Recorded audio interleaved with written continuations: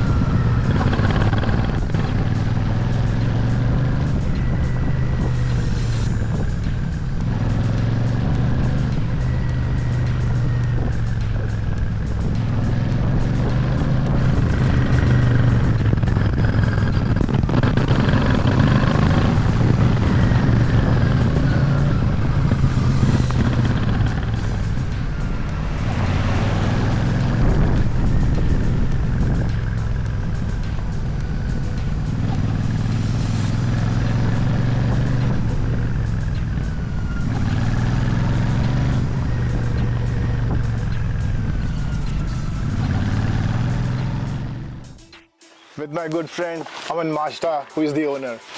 Hello. Okay, तो अमन भाई ने बाइक ऑलमोस्ट 5000 किलोमीटर चला दिया है in a small town which is called Shimla, called the queen of hills. आपको कितना टाइम हो गया बाइक लिए हुए?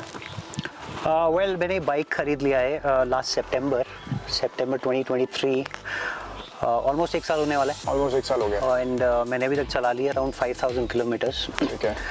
So till date I find this bike really good, like in all the senses. Small town like Shimla, वहाँ पर bike की performance in terms of power delivery, आपको लगता है सड़कें छोटी हैं, जल्दी जल्दी मोड़ आ जाते हैं, तो उस टाइम पे आपको कैसा लगता है बाइक पावर डिलीवरी कैसी है? Power delivery is awesome if I talk about the 648cc engine of this bike.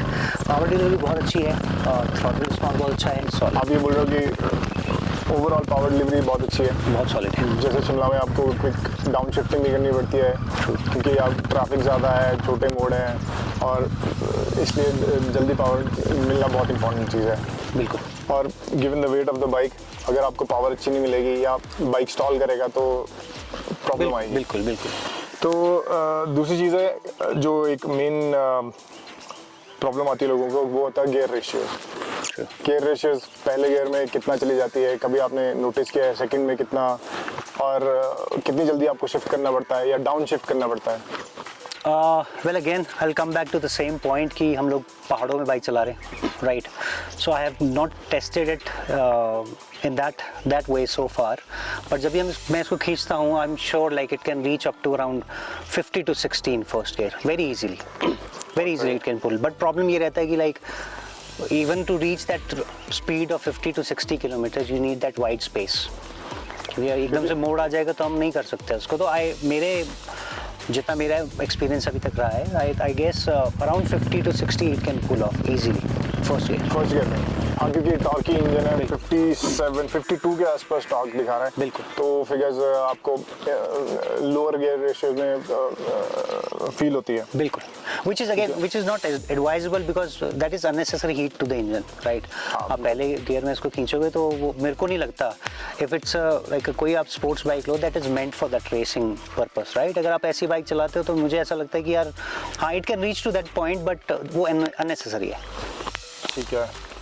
दूसरा जो एक बहुत बड़ा क्वेश्चन छोटे टाउन्स में आता है कि वेट मैनेजमेंट कैसा है, कि given the weight almost 240 kgs, तो उस वेट को मैनेज करना it's very easy.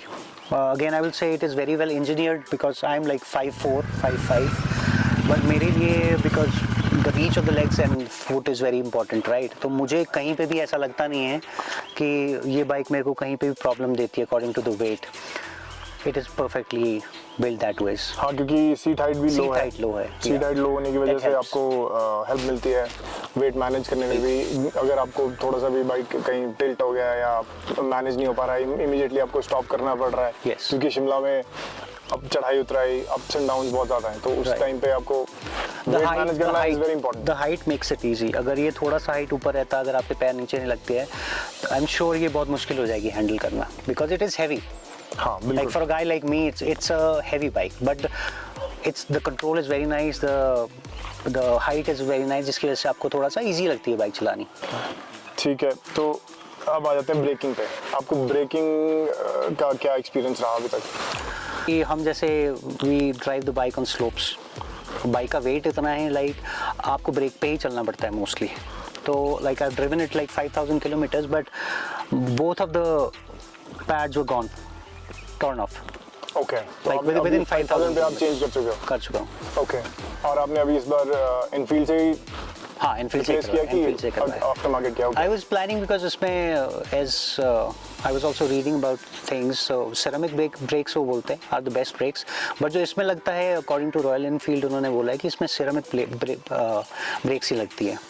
Braking overall it's super fine, मतलब जितना इसका पावर है मुझे कहीं पे महसूस नहीं होता है, because we have dual channel ABS। हाँ। तो कहीं पे भी प्रॉब्लम नहीं होती है कि आपको ब्रेकिंग में आपको लाइक कंट्रोल अच्छा नहीं है, ब्रेक जहाँ लगनी चाहिए वहाँ नहीं लग रही है। That is perfectly fine for this weight. Next topic जो हमारा रहेगा वो रहेगा सस्पेंशन, जिसमें आगे का जो फोक ट्रैवल है वो आगे बहुत ज़्यादा नहीं फॉर द फर्स्ट टाइम इन्होंने they have Up and down.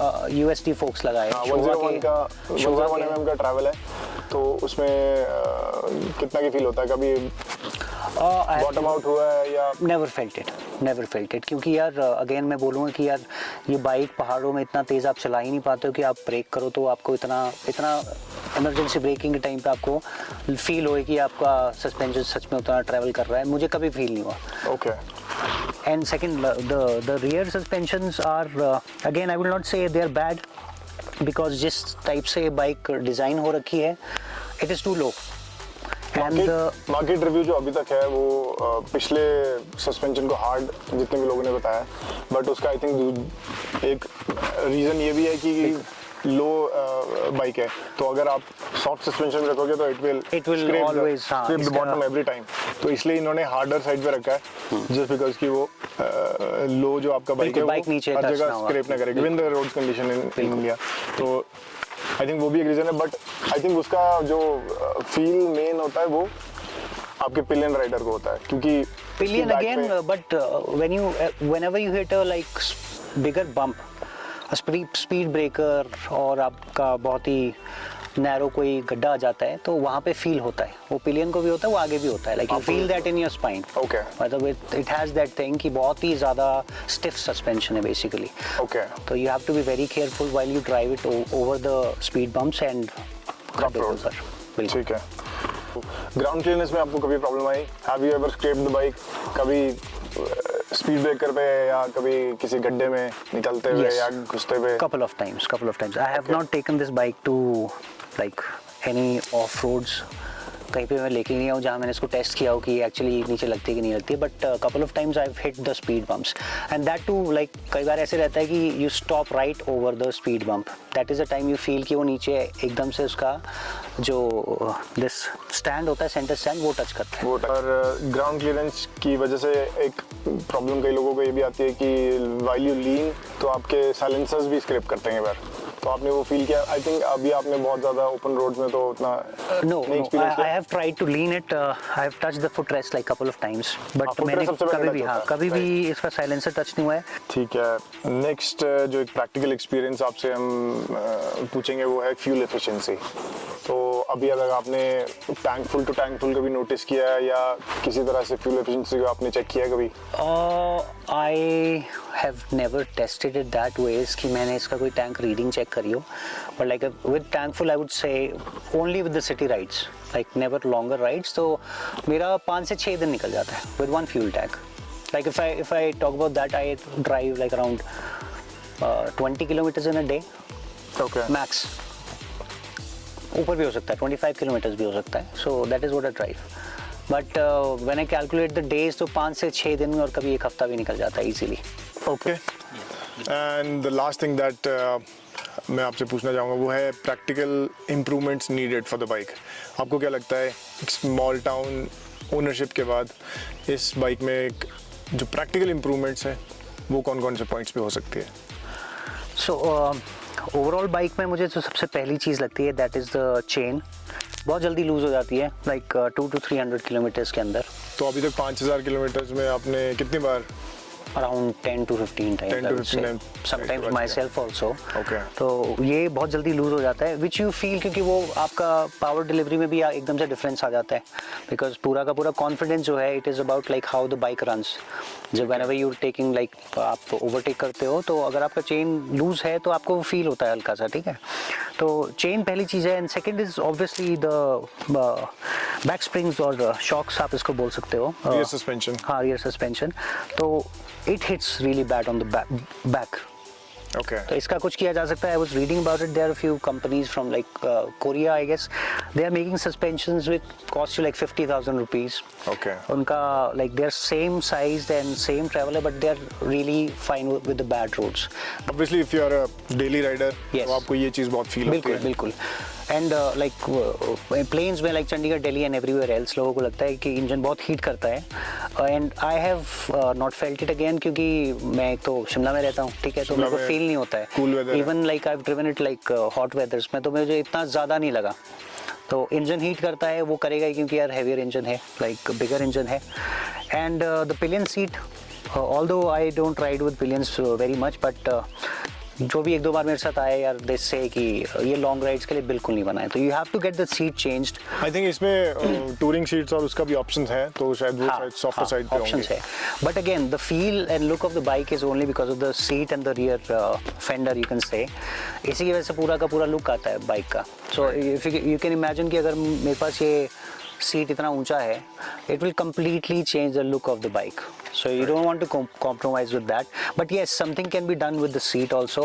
And this seat is also good for small rides. जैसे मैं 3-4 घंटा अगर मैं राइड करता हूँ तो मेरे को थोड़ा सा टेल बोन पे आई फील दैट, Okay. थोड़ा सा पेन होने लग जाता है। And the handle bars as जो मुझे लगता है, मतलब this is again my own opinion, it can be different with every different rider. तो मुझे ये लगता है कि whenever you give the front brakes and front gear, जैसा टूर बाइक्स में होता है, तो इसके साथ if you give a ape handle bar और समथिंग विद द रीच, जहाँ आपका बैक सीधा रह सके। और मुझे ऐसा लगता है कि when I like keep my feet on gear and brake, तो जो पहले वाले हैंडल बार्स थे I had to lean a little forward. आपने अभी इसमें हैंडल बार राइजर्स लगाए? So I have just a small spacer from जाना, तो इनसे मैंने लगाए हैं। अ लिटिल मुझे थोड़ा सा लाइक कटिंग में भी डिफरेंस लगा है, ओनली विद दिस। बेटर हो गई है या बेटर हो गई better हो गई है। सो अब इशू इसमें भी आता है because we have to reroute all the cables. I have rerouted only the clutch cable for now, but थोड़ा सा फील ऐसा रहता है कि अगर handle bars could have been a mini ape handle bar, तो ये और क्रूजर फील और कंफर्टेबल राइड हो जाता, मतलब फॉर मी।